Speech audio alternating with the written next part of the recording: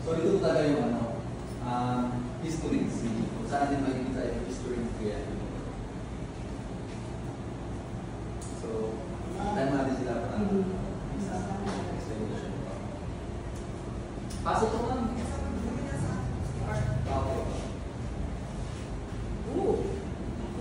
Okay.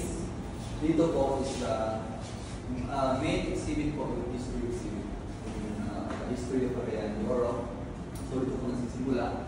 So we have the indigenous people of Cagayan de Oro, tradition. So we have the wooden time and some gold samples. Yes, those are real gold. Those are real gold samples. Fresh from the river of Cagayan.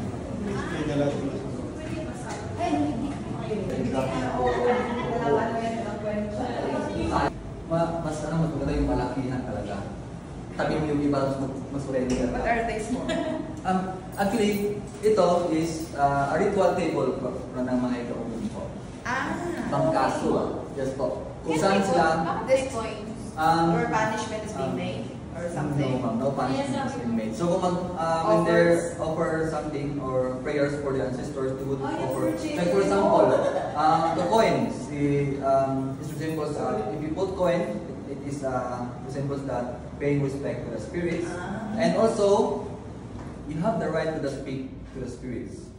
So, pwede po kayong magdasal for your ancestors, for if ever kung may mga kayo upcoming ng